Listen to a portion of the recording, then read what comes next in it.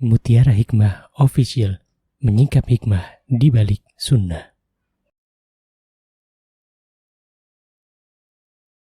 Salurkan donasi terbaik Anda untuk mendukung dakwah Mutiara Hikmah Official. Umroh akhir tahun plus daurah parenting Islami, sukses mendidik anak di zaman fitnah. Bersama Ustadz Hanan Yasir MA, Ustazah Imro'atul Azizah, 2 kali sholat Jumat. Kelas daurah parenting setiap hari. Konsultasikan dan daftarkan diri Anda sekarang juga.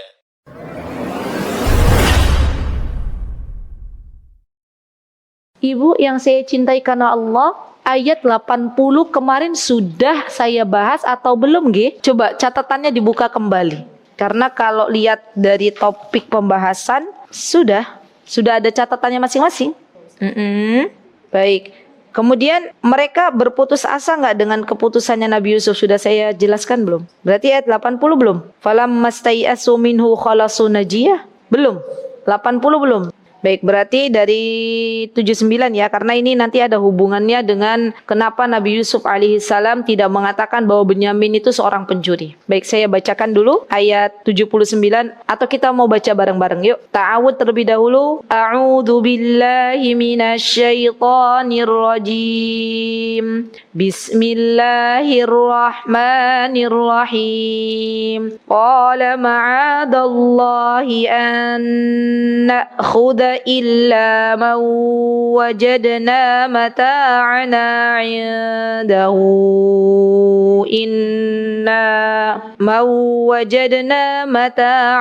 عنده إنا إذا لظالمون.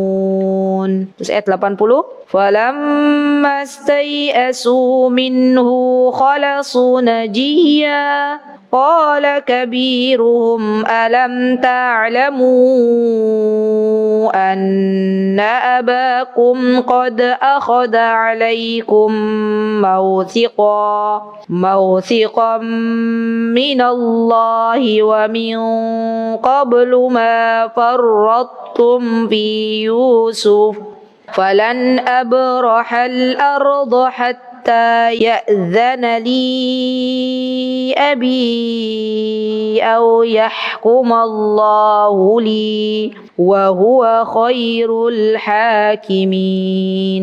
Satu lagi Ibu. Irji'u ila abikum faqulu ya abana inna ibnaka saraqa wa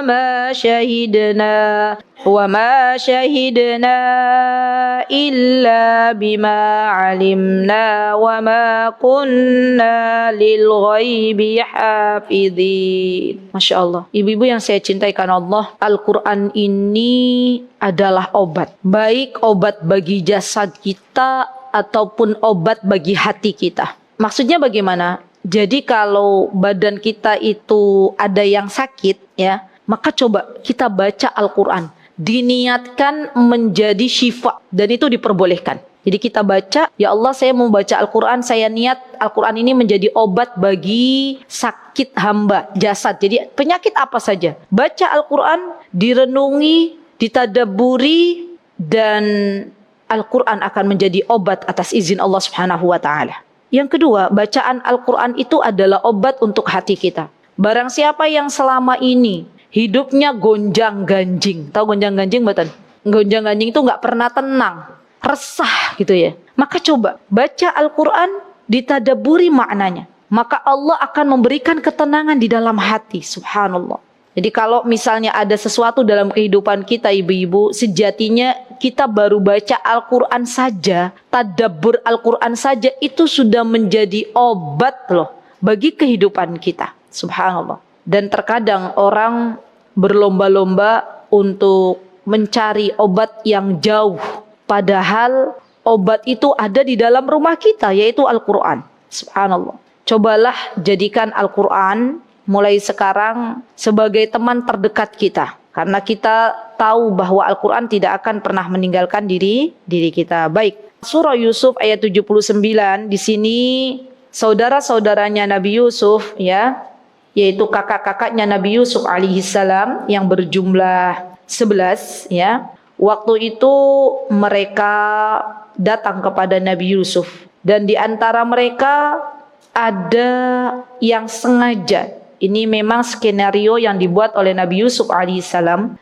ada di antara mereka yang barangnya ya, jadi ada kayak karung gitu, dimasukkan benda atau pialanya raja ke dalam karungnya saudaranya, dan sudah ditunjukkan karung yang akan dimasukkan piala itu adalah karungnya Benyamin. Coba kita lihat apa yang dikatakan oleh Nabi Yusuf alaihissalam ya, ketika akhirnya mereka menemukan piala itu ada di saudaranya, ada di karung saudaranya yang bernama Benyamin, maka mereka saudara-saudaranya Nabi Yusuf yang selain Benyamin yang berjumlah 10, mereka nego kepada Nabi Yusuf alaihissalam, wahai Nabi Yusuf, wahai Al-Aziz, ya kita punya kakek atau kita punya seorang yang sudah sepuh, bapak yang sudah tidak lagi muda usianya ya, maka bolehkah kita menukar salah satu di antara kita menjadi penggantinya Benyamin? Kemudian Nabi Yusuf mengatakan, qala ma'adallah an na'khudha illa ma wajadna mata'ana. Maka Nabi Yusuf mengatakan, saya berlindung kepada Allah Azza wa Jal telah mengambil sesuatu yang bukan hak saya. Jadi kesepakatan di awal itu kan para pasukan raja mengatakan bahwa siapa di antara kalian yang ditemukan ada barang milik raja di karungnya, maka ia menjadi tahanan di istana ini.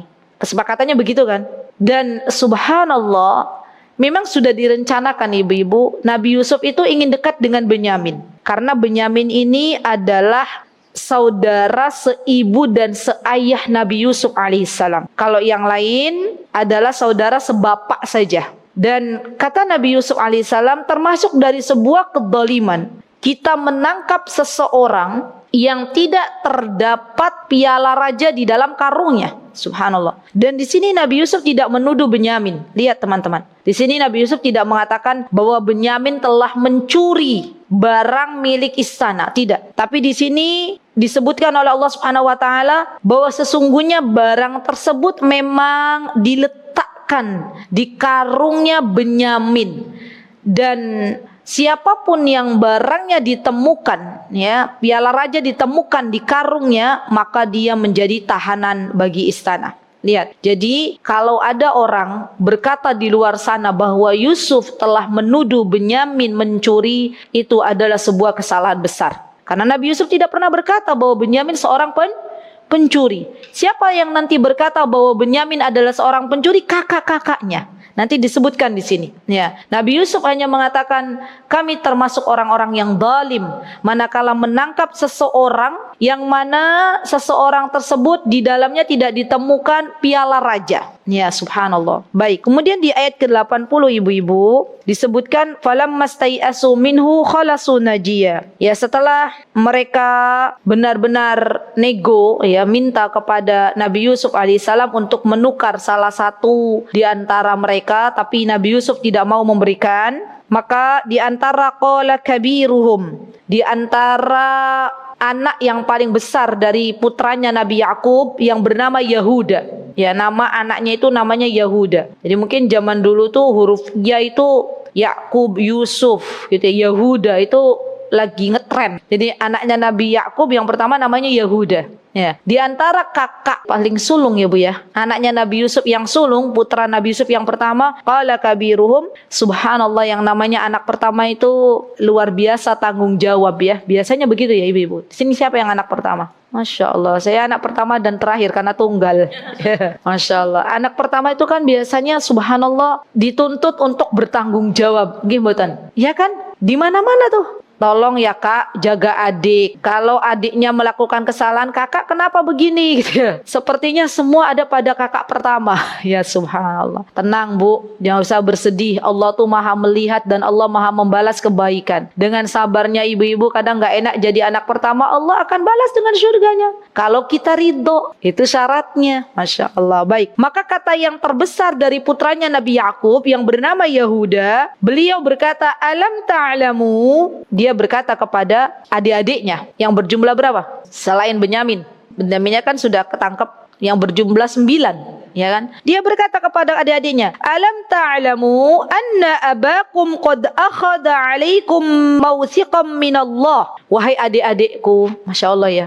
Sayangnya kakak pertama tuh begini. Wahai adik-adikku, bukankah kalian mengetahui bahwa ayah kita yang bernama Nabi Yakub itu telah mengambil janji dengan kita. Jadi sebelum mereka berangkat kan, mereka berjanji dulu tuh kepada Nabi Yakub. Masih ingat gak kisahnya ibu-ibu? Nabi Yakub tuh kan gak mau melepas Benyamin awalnya. Dan ketika itu Nabi Yusuf alaihissalam mensyaratkan bahwa Benyamin harus dibawa. Kalau gak dibawa, kita gak akan kasih sumbangan, kita gak akan kasih kebutuhan pokok. Kata Nabi Yusuf begitu ya. Masih ingat ibu-ibu? Masya Allah, ibu-ibu itu kesini tuh lagi senam otak. Insya Allah ibu-ibu yang rajin ke majelis ilmu, insya Allah tidak pikun. Karena mengingat-ingat kembali otaknya dipakai gitu. Dan akhirnya Nabi Yakub alaihissalam melepaskan Benyamin dengan syarat. Apa? Diadakan sebuah kesepakatan dengan kakak-kakaknya Benyamin. Tolong jaga Benyamin ya. Jangan sampai kalian melepaskan Benyamin sebagaimana kalian melepaskan Yusuf. Dan mereka kira-kira waktu itu berjanji nggak kepada Nabi Yakub? Berjanji, sepakat ya. Dan yang paling besar Yahuda ini tahu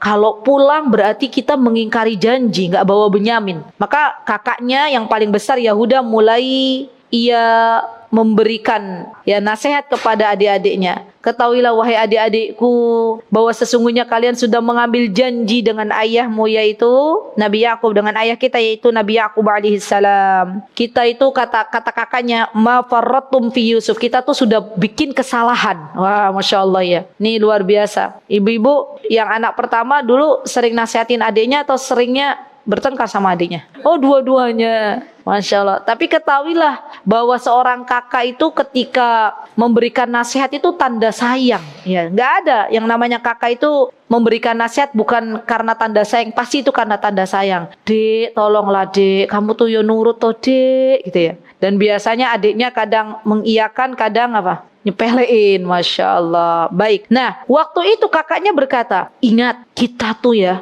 dulu sudah membuat kesalahan pertama. Telah melalaikan Nabi Yusuf, telah istilahnya membuat ayah kita sedih dengan Yusuf kita taruh di mana? Di sumur. Ya, subhanallah.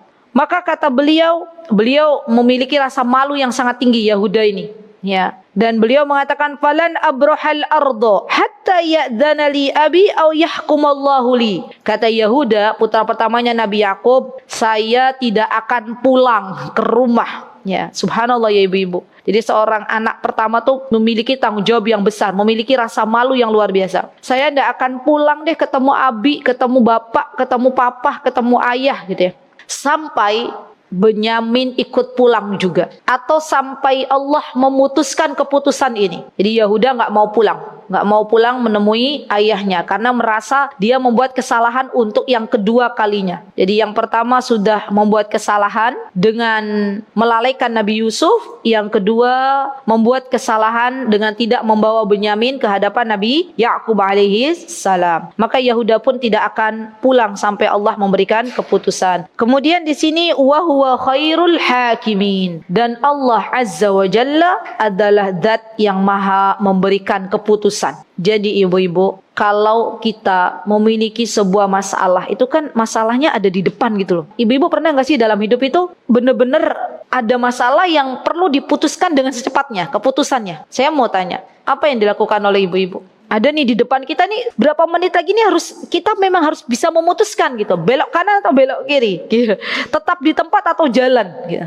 Kuncinya bismillah gitu ya. Pokoknya ya wis bismillah gitu ya ibu-ibu ya. Ada lagi apa yang dilakukan selain bismillah? Nanya ke Allah, ya Allah gimana solusinya begitu ya. Masya Allah, ada lagi? Baik, kalau kita punya masalah ternyata kuncinya Allah berikan apa? Minta kepada Allah, sujud, ya salat. Dan ini solusi yang diberikan oleh Rasulullah SAW. Jadi Rasulullah tuh dulu kalau ada sebuah masalah yang beliau itu, ya Allah ini tuh harus bagaimana, beliau salat. Dan Allah kasih petunjuk. Ya subhanallah. Dan kita sebagai seorang muslimah adalah dekat dengan Allah Subhanahu Wa Taala. Apa kata Allah Subhanahu Wa Taala? Wasta'inu bis sabri wassalah. Minta tolonglah kalian dengan salat dan dengan kesabaran.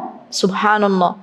Jadi minta tolong sama Allah ya. Dan bismillah, kalau ibu-ibu tahu arti kata bismillah, baknya ini adalah artinya adalah minta isti'anah, minta tolong kepada Allah Subhanahu wa taala. Jadi ketika ibu-ibu bilang bismillah, itu sebenarnya sedang apa ibu-ibu? Sedang meminta tolong kepada Allah Subhanahu wa taala. Dan kita tidak akan pernah tahu mana yang terbaik menurut Allah Subhanahu wa taala. Kadang ada perkara di dalam kehidupan dunia ini yang baik menurut kita tapi tidak baik menurut Allah.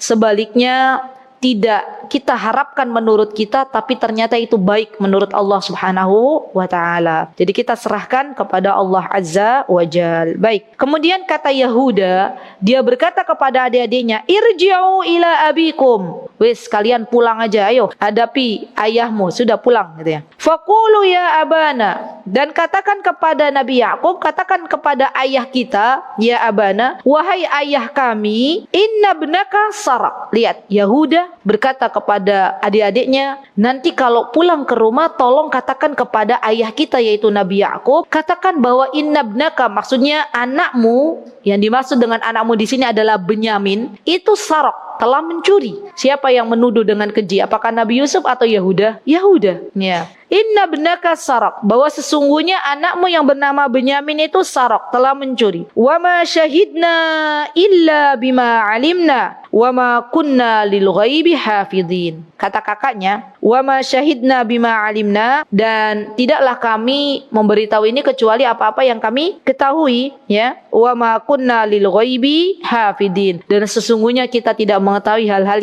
yang ghaib. Baik, lanjutkan ibu-ibu di ayat 82. Was'alil qaryata allati kunna fiha wal 'ira allati aqbalna fiha wa inna lasadiqun. Qala bal sawwalat lakum anfusukum amra fasabrun jamil asallahu an ya'tiyani bihim jami'a innahu huwal alimul hakim. Maka ketika anak-anaknya Nabi Yakub selain Yahuda dan Benyamin pulang, selain Nabi Yusuf, berarti 3 orang, 12 kurangi 3 berapa ibu? 9. Datang kepada Nabi Yakub alaihissalam dan mereka memberikan kesaksian atas apa yang mereka lihat. Mereka pun ingin ayahanda mereka mempercayai apa yang telah mereka katakan. Mereka menambah bukti yang diajukan kepada ayahanda tercinta. Kata mereka, wahai ayah kami, kalau engkau belum percaya dengan perkataan kami, karena memang subhanallah yang namanya orang tua ya ibu-ibu, kalau pernah tahu anaknya berbohong, untuk memberikan kepercayaan kembali itu butuh waktu napa mboten? Iya, maka dari itu yang namanya kebohongan, subhanallah, kenapa kita itu dilarang berbohong? Karena berbohong itu akan menurunkan kepercayaan seseorang kepada kita, ya kan? Dan waktu itu anak-anaknya Nabi Yakub alaihissalam memberikan sebuah bukti kepada Nabi Yakub alaihissalam, wahai ayah kami, kalau engkau tidak percaya dengan perkataan kami, maka was'alil qaryah. Para ulama tafsir berbeda pendapat dalam hal ini. Yang dimaksud dengan qaryah itu kampung. Ada yang mengatakan bahwa yang dimaksud dengan kampung di sini adalah ahlinya, ahlu kampung, para penduduknya. Dan ada yang mengatakan bahwa qaryah di sini adalah benar-benar tempat atau kampungnya. Jadi bagaimana maksudnya was'alil qaryah? Tanyakanlah kepada para penduduk kampung yang ada di Mesir. Penduduk Mesir tanyakan, karena memang berita ini cukup membuat seluruh penduduk Mesir tuh heboh. Baru pertama kali piala raja hilang gitu loh. Trending topik lah ya. Lagi viral gitu misalnya ya. Itu kan semua tertuju ya. Misalnya di Indonesia tuh apa sih misalnya? Kemarin aja ada jamaah haji pengen turun dari pesawat, ya memberi makan ayam.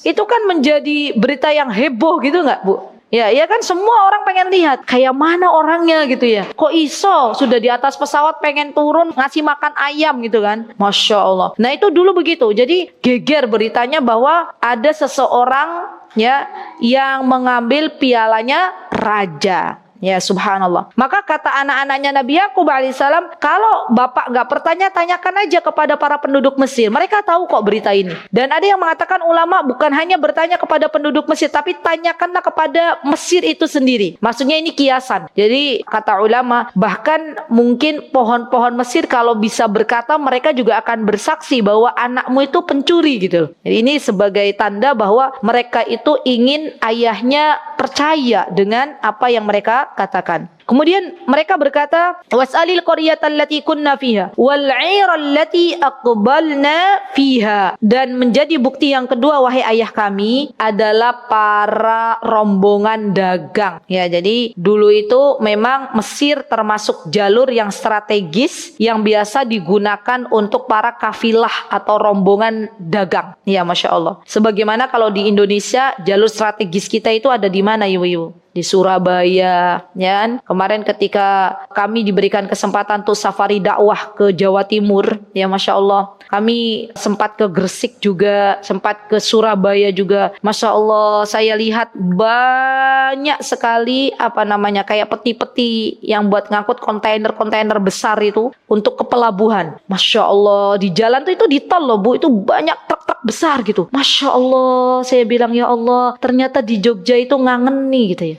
Betul, ya. Sampai teman kami yang kemarin dari Surabaya ke Jogja, seorang profesor, ya insya Allah nanti beliau juga pengen tinggal di Jogja. Masya Allah, Masya Allah. Kenapa? Karena Jogja itu memang ngangeni gitu loh. Ibu-ibu pernah nggak keluar gitu misalnya kemana? Ya Allah, kok Jogja enak banget ya gitu, adem gitu. Di jalan tuh semacet-macetnya Jogja masih bisa jalan gitu ya, Masya Allah. Beda dengan kota besar ya. Jadi memang pelabuhan-pelabuhan di tempat kita di Indonesia Raya yang tercinta ini sangat strategis. Kota-kota yang ada pelabuhannya itu Masya Allah ya, didatangi banyak orang. Sama Mesir juga termasuk kota yang strategis untuk didatangi oleh banyak kafilah-kafilah dagang, Masya Allah. Baik, kemudian mereka mentaukid itu maksudnya memberikan memberikan bentuk penegasan kepada ayah mereka dengan ketiga. Apa yang mereka lakukan? Kata mereka, wa inna lasadiqun. Wahai ayahku, percayalah, kami tuh orang-orang jujur gitu loh, Masya Allah. Sampai segitunya mereka ingin agar ayahnya percaya ke mereka. Jadi bukti nih tolong, kalau ayah nggak percaya, tanya para penduduk Mesir. Kalau ayah nggak percaya, tanya kafilah dagang, rombongan tuh, bahwa berita ini memang sudah menyebar gitu, bahwa anakmu yang bernama Benyamin ini pencuri. Dan ketiga, tolong ayah, percayailah kami gitu ya, Masya Allah. Ibu-ibu pernah nggak punya anak begitu? Ya, suka berbohong, sekalinya jujur, dia memelas-melas. Tolonglah Bu, untuk sekali ini aja percaya. Pernah ibu-ibu begitu? Kira-kira kita langsung percaya nggak? Ragu-ragu ya? Subhanallah. Ya Masya Allah. Betul, Nabi Yusuf juga begitu, Nabi Yakub juga begitu. Apa kata Nabi Yakub? Nabi Yakub gak langsung percaya. Nabi Yakub mengatakan, qala bal sawwalat lakum anfusukum amro. Kata Nabi Yakub alaihi salam, subhanallah, wahai cintaku kepada Nabi Yusuf, ya. Dan Nabi Yakub berpaling dari mereka, gak langsung percaya kepada putra-putra tercintanya. Masya Allah, Allahu Akbar. Lihat teman-teman, kemudian Nabi Yakub alaihi salam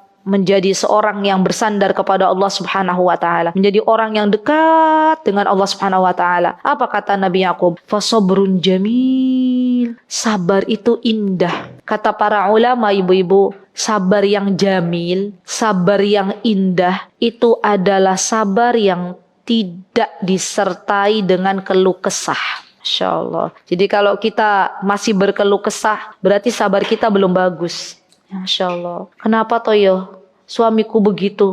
Kenapa Toyo? Anakku begitu. Kenapa Toyo? Misalnya begitu ya. Itu namanya berkeluh kesah. Dan dia sabar, tapi sabarnya belum cantik, belum bagus. Nabi Yakub mengatakan fasobrun jamil. Tahu bahwa dia telah berpisah dari dua anak yang tercinta, dan Benyamin juga termasuk anak yang dicintai oleh Nabi Yakub alaihissalam, maka beliau tidak berkeluh kesah. Beliau mengatakan fasobrun jamil, yo wis saya sabar aja, katanya gitu ya. Masya Allah. Ibu-ibu zaman sekarang ada gak sih orang yang begitu? Ada, tapi sedikit ya. Masya Allah. Biasanya kalau ada sebuah berita, misal anaknya hilang gitu ya misalnya, kira-kira Ada nggak yang langsung bilang, ya wis lah saya sabar gitu? Atau bagaimana? Langsung dicari gitu ya. Ya Allah kenapa? Atau misalnya berangkat sama kakaknya gitu ya main. Tiba-tiba kakaknya pulang. Maaf ya Bu, tadi anaknya kecemplung gitu ya. Atau kentir dalam air gitu ya. Kira-kira itu kakak langsung dimarah-marahin enggak? Habis itu ya. Astagfirullah, kamu tuh ya tadi gimana tahu? Itu kita mak-mak. Ya, Masya Allah. Jadi jarang kayak Nabi Yakub ya. Nabi Yakub hanya bilang fasobrun jamil. Masya Allah. Kata beliau, sabar itu indah. Masya Allah ya ibu-ibu. Dan kita tahu yang namanya sabar itu terbagi menjadi 3. Coba cek, kita sabar belum ya? Sabar dalam menjalankan perintah Allah. Ya, pakai jilbab dengan terik matahari yang cukup panas, kita nggak bilang panas banget ya gitu ya. Kalau sobrun jamil, alhamdulillah neraka lebih panas gitu ya. Masya Allah. Jadi dalam menjalankan perintah Allah kita harus sabar. Dalam meninggalkan larangan Allah dan Rasulnya kita juga harus sabar ya. Dan dalam menerima takdir Allah, subhanallah, dalam menerima keputusan Allah. Kalau kita diberikan suami yang belum sesuai harapan, yo sabar. Alhamdulillah. Saya sering sekarang itu hari-hari ini tuh saya ingin mengajak para muslimah, para istri agar lebih bersyukur dengan pemberian Allah Azza wa Jalla, termasuk seorang suami.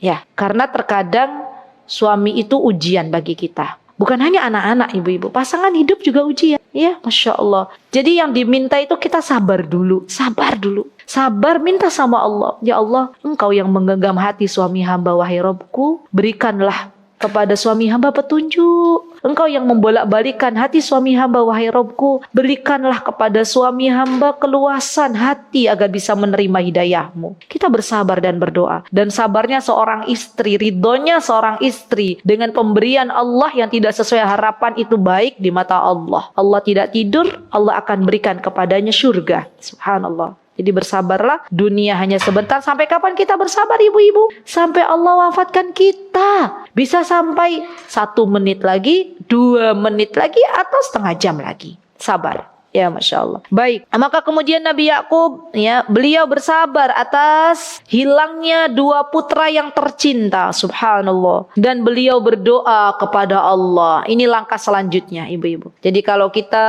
mendapati ada anak kita ya yang datang kemudian mengabarkan kesedihan, maka bersabarlah. Dan yang kedua, berdoa kepada Allah Azza wa Jal, berbaik sangka kepada Allah Subhanahu wa ta'ala. Apa kata Nabi Yakub? Masya Allah ya, akhlaknya tuh bagus banget. Kata Nabi Yakub, asallahu ayyatiyani bihim jami'a. Semoga Allah datangkan keduanya bersama-sama. Maksudnya Allah datangkan Nabi Yusuf alaihissalam dan Benyamin kepada Nabi Yakub. Dan inilah sifat yang harus kita miliki, rasa berhusnudzon kepada Allah Subhanahu wa ta'ala. Dan ketahuilah wahai ibu-ibu, teman-teman yang saya cintai karena Allah, Allah itu akan memberi kepada kita sesuai dengan prasangka kita kepada Allah. Innallaha 'inda dhanni 'abdi. Sesungguhnya Allah itu sesuai dengan prasangka hambanya. Kalau hambanya berbaik sangka kepada Allah, wahai Rabbku, ya, hamba berbaik sangka kepadamu,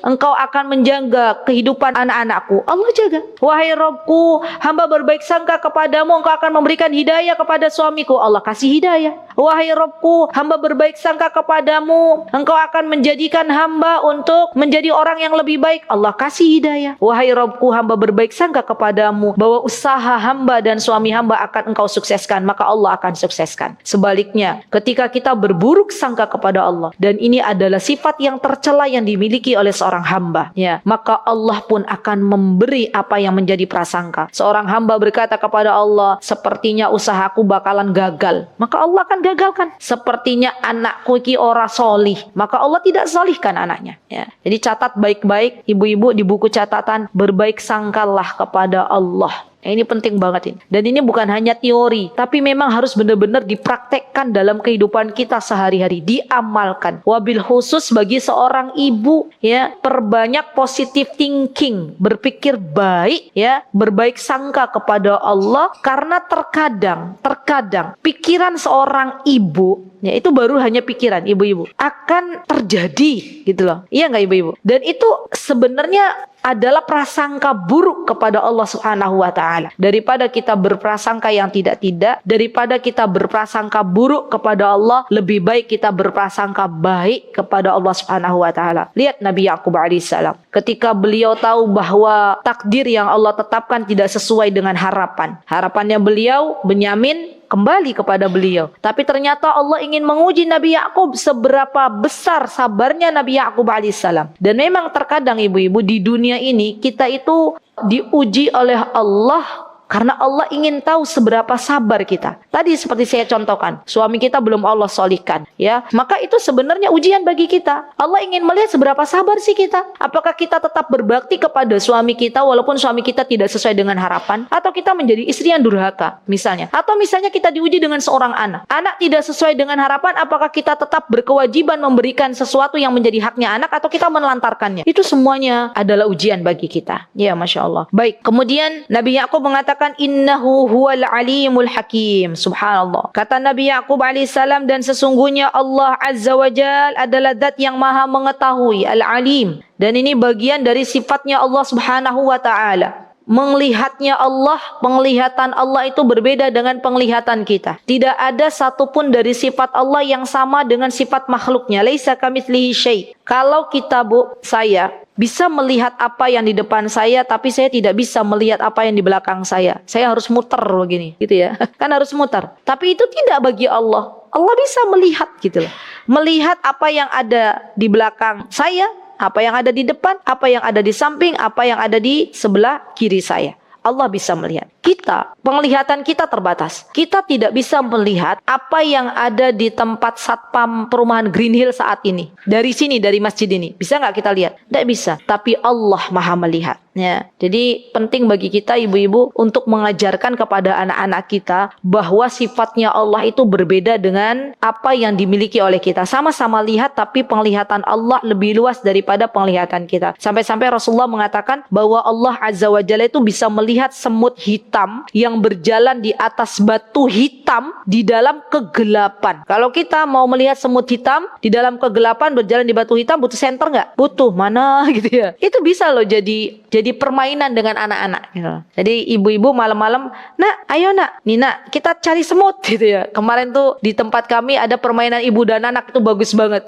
Judulnya, temanya tentang semut, dan memang anak-anak tuh suka semut, nyari semut tuh suka mereka. Bahkan ada semut lewat kan, ada kita di challenge diberikan soal, ada berapa semut yang ditemukan, dihitung loh sama anak-anak itu. Ya, betul, 1, 2, 3, dan itu mereka asik banget. Ya. Nah dari situ kita bisa mengajarkan kepada anak tentang tauhid. Ya. Kita bilang, nak, kalau bunda nak lihat semut itu ya berjalan tengah malam tuh harus pakai senter. Kalau Allah enggak, Allah lihat gitu, Allah paham itu, Masya Allah. Itu luar biasa. Jadi buatlah sesuatu yang kira-kira anak-anak kita nyaman, lagi happy, lagi senang, lagi bahagia. Terus kita kasih nasihat, masuk banget itu, Masya Allah. Dan itu akan tertancap pada diri anak-anak. Daripada ya Bu, kita menasehati anak-anak dalam keadaan kita lagi emosi. Kita kan banyak kan begitu kan, ngomel-ngomel kesana kemari, habis tuh kata-kata suara kita habis, nggak masuk pada telinga anak-anak. Ya, kenapa? Karena anak-anak kondisinya dalam kekhawatiran, dalam ketakutan. Ya, Masya Allah. Baik. Kemudian di sini dikatakan Al-Hakim, dan Allah zat yang maha bijaksana. Masya Allah. Untuk mempelajari Asmaul Husna itu bagus banget ibu-ibu. Ya, Masya Allah. Dan pelajarilah asma atau nama-namanya Allah, karena nama Allah itu semua indah. Masya Allah. Baik, kita baca bareng-bareng lagi ayat 84 ibu-ibu. Wa tawalla anhum wa qala ya asafa ala Yusuf wa biyaddat aynahu minal huzni wa huwa kadhim. Masya Allah. Nabi Yakub itu fitrahnya Nabi Yakub, karena Nabi Yakub adalah manusia biasa. Ya, sama seperti kita makan, minum.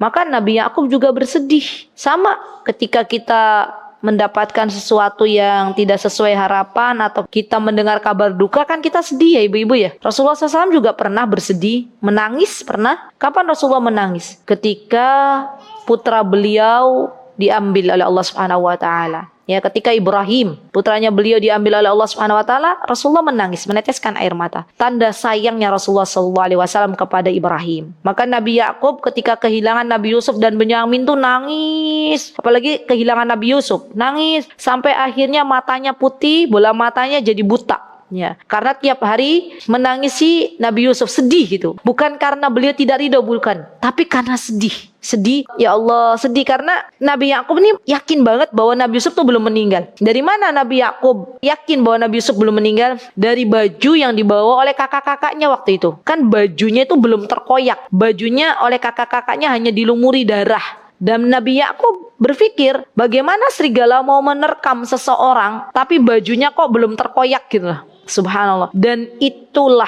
yang Allah berikan tanda kepada Nabi Yakub bahwa Nabi Yusuf belum meninggal dunia. Jadi Allah jadikan memang kakaknya nggak mengoyak bajunya Nabi Yusuf alaihissalam, tapi hanya melumuri darah dan diberikan kepada Nabi Yakub sebagai bukti. Dan Allah azza wa jalla berikan petunjuk kepada Nabi Yakub bahwa Nabi Yusuf masih ada, belum meninggal. Ya. Dan Nabi Yakub menangis sampai akhirnya matanya menjadi buta ya dari kesedihan yang ada. Baik, lanjut ibu-ibu. Lanjut ke ayat 85, 86 dan 87.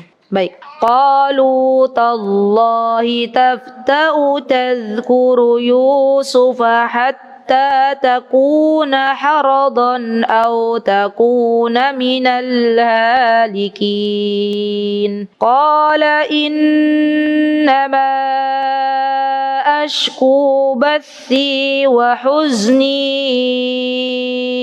ila Allah wa a'lamu minallahi ma la ta'lamun. Ya bani yadhhabu fatahassasu min Yusuf wa akhihi wa la tay'asu min rauhillah innahu la yay'asu min rauhillahi illal qaumul kafirun. Baik, ibu-ibu yang saya cintai karena Allah, ibrah yang bisa kita ambil dari pelajaran surah Yusuf adalah seorang ibu dan ayah atau orang tua ketika ia harus kehilangan anaknya, maka tidaklah mengapa ketika meneteskan air mata sebagai tanda kesedihan. Yang tidak boleh adalah niyahah. Apa itu niyahah?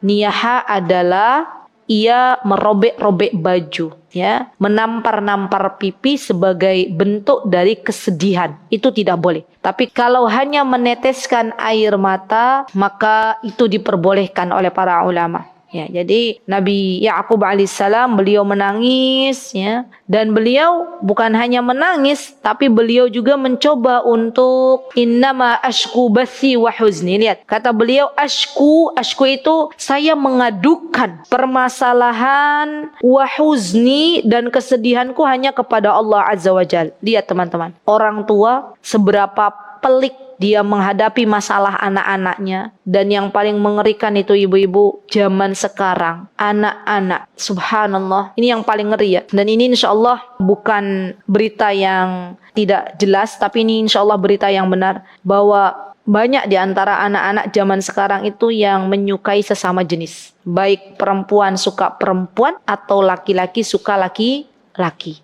Maka alangkah baiknya kita benar-benar mengadukan segala apa yang ada di zaman kita hari ini kepada Allah Azza wa Jal, agar Allah menjaga anak-anak kita. Jadi yang kemarin masih benar-benar doanya belum dikencangkan lagi, Bu. Berdoa benar-benar mengadukan segalanya kepada Allah. Wahai Rabbku, hamba benar-benar khawatir ya dengan keadaan zaman yang mana zina di mana-mana, minuman keras di mana-mana, tawuran narkoba di mana-mana. Maka wahai Rabbku, hamba punya anak laki-laki, jagalah anak laki-laki hamba. Jadi benar-benar mengadukan semuanya kepada Allah Subhanahu wa taala. Baik. Kemudian di sini Nabi Yakub alaihissalam juga memerintahkan kepada anak-anaknya untuk mencari Nabi Yusuf dan Benyamin. Dan ketahuilah bahwa orang tua hendaklah tidak mengajarkan rasa keputusasaan kepada anak-anak. Orang tua hendaklah bisa memberikan motivasi yang baik kepada anak-anaknya. Maka Nabi Yakub mengatakan, wahai anak-anakku, idhabu, carilah.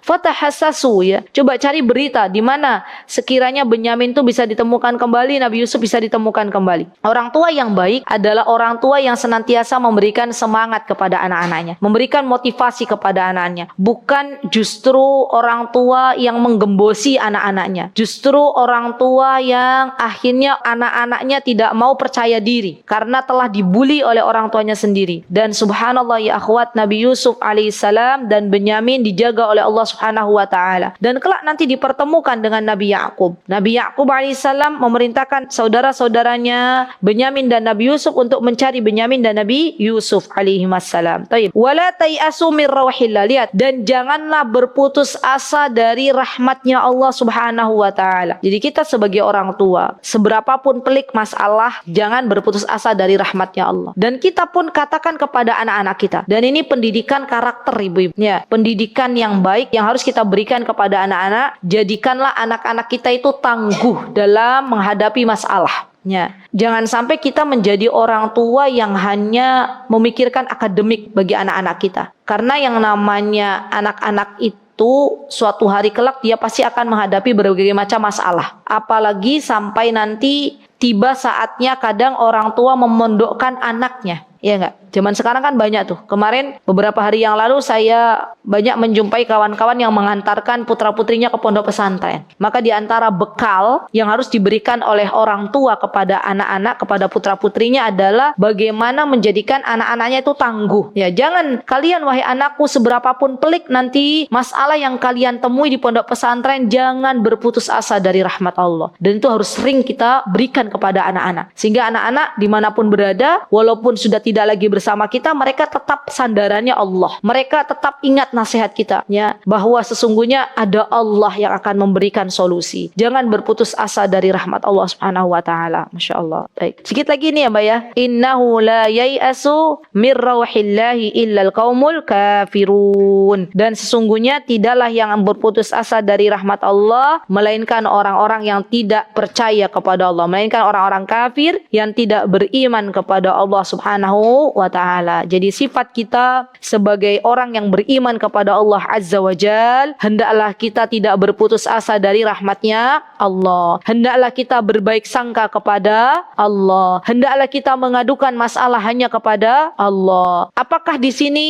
kita tidak boleh mengadukan masalah kepada orang? Boleh. Tapi kita mengadukan masalah kepada orang dengan syarat kita tahu bahwa orang yang kita adukan masalah kita itu bisa menjaga masalah kita dan bisa memberikan solusinya. Jadi bukan sembarang kita nge-share status ya masalah kita di depan banyak orang ya. Ibu-ibu, terkadang masalahnya kecil, kalau kita bagi-bagi ke orang lain itu tambah ruwet ya. A memberikan solusi ini, B memberikan solusi ini, C memberikan solusi ini, dan kita tidak tahu mana yang akan kita jalankan. Jadi sebelum kita berkonsultasi atau bercerita kepada orang lain atas masalah dari kehidupan kita, kita adukan dulu masalah kepada Allah, baru kemudian kita adukan masalah kepada orang yang kita percaya. Wallahu ta'ala a'lam. Itu yang bisa saya sampaikan dalam kesempatan yang berbahagia ini. Jikalau ada kebenaran datangnya dari Allah Subhanahu wa ta'ala, jikalau ada kesalahan datangnya dari saya pribadi, saya mohon maaf yang sebesar-besarnya. Semoga Allah Azza wa Jalla melembutkan hati-hati kita dan mengampuni dosa-dosa kita. Aqulu qawli hadha wastaghfirullah li wa lakum wa akhiru da'wana anil hamdulillahi rabbil alamin. Wassalamualaikum warahmatullahi wabarakatuh. Mutiara Hikmah Official, menyingkap hikmah di balik sunnah.